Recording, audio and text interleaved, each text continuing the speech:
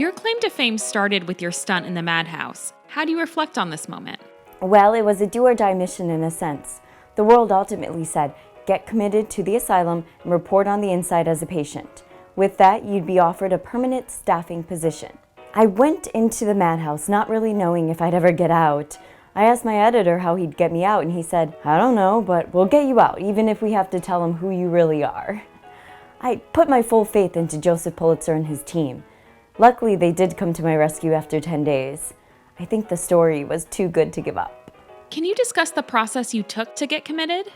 Trust me, I had little belief in my ability to fool insanity experts, and I think my editor had less. The first stop was the temporary home for females, number 84 on 2nd Avenue. I knew if once I made a house full of females believe me crazy, they would not stop until I was out of reach and in secure corners. And I wanted to get kicked out of that temporary home as soon as possible. The sooner I left that dreary abode, the closer to my mission. So how did you convince them you were crazy? Finding ways to ring with peculiarity. I'd cry and say, I'm so sad, I'm so lonely. Everyone here looks crazy. I kept recalling trunks that of course didn't exist. I'd make awkward noises, dreamy expressions. Oh, those poor souls. The first night, one woman was sending for the police to come and take me at once. They were all in a real state of fright. No one wanted to be responsible for me except for one kind, courageous woman, Mrs. Kane. She said she'd stay up with me all night. I had made up my mind that I was not going to sleep, for I felt sleep would make me appear sane. One woman started screaming in the dead of night. She was having a hideous nightmare. Turns out she was dreaming of me. What did you say when the police questioned you? They asked me a few questions. I remember one they asked how I came to New York. I said, I didn't come to New York. I didn't come to New York because I didn't have to. They didn't want to deal with me, so they sent me to the judge. This is a case about a young woman. You're the young woman who doesn't remember where she's from or who she is. You better attend to this at once. Oh, you look like my sister. She's a nice girl. You're probably a nice girl too. Where are you from, sweetheart? You don't remember. Christ. You know what? I think you was drugged. I think she was drugged and brought to New York City. You gotta get examined by the doctors at Blackwell. Can we get some reporters in here? Call the reporters in here so they can get information and find out who you belong to. Don't you worry, sweet. We'll take care of you. Call all of the reporters. Get the reporters in here now. If anyone can ferret out a mystery, it's a reporter. I would rather face a mass of expert police, doctors, and detectives than two bright specimens of my own craft. So when asked if I wanted to speak to a reporter, I adamantly refused.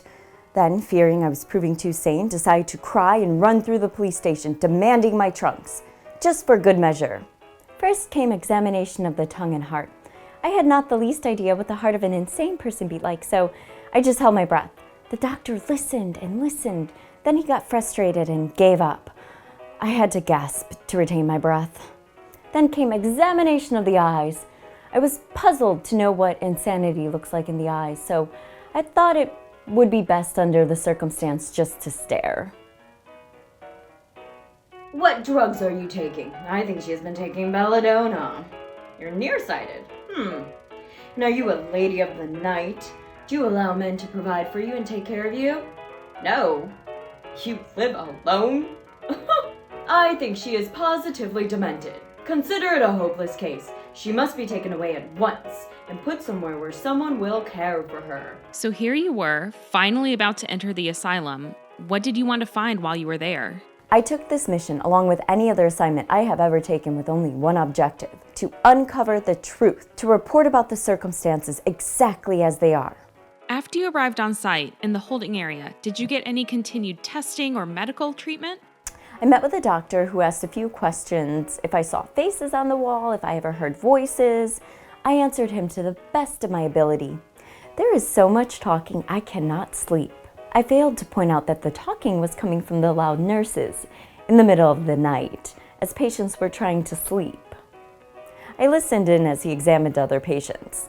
All of them denied such peculiar freaks of hearing and sight. I later met with a Dr. Field who asked the same questions and then told me to stick out my arms and wiggle my fingers, which I did without the slightest hesitation. Yet I still heard him say my case was hopeless. As Dr. Field was leaving the pavilion, a Miss Tilly Mayard realized she was in an insane ward. She had come in the same night as me, a young girl about 25, and she had just gotten up from a sickbed. Her appearance confirmed the story. She looked like one who had a severe attack of fever. She then said, "I've been sent here to be treated for nervous stability, which I believe you now call it a nervous breakdown, and wanted to leave and get treatment somewhere else." She told this to the doctor, that she was meant to be treated for an illness and wanted to leave immediately. He laughed and said, "Well, you won't get out of here in a hurry." She protested and said, "You should be able to tell I am completely sane. Why don't you test me?" He wouldn't. He probably condemned that poor girl to a lifetime behind bars without giving her a chance to prove her sanity. So you're telling me there were women there who were not insane? Many weren't insane. They needed medical treatment or simply couldn't understand English. But the living conditions and arrangements in that asylum would make a sane person go insane within a matter of months. In the morning, we boarded the boat to take us to the island. I got out and looked up at the stone-cold walls. I asked the guard, "Where are we?"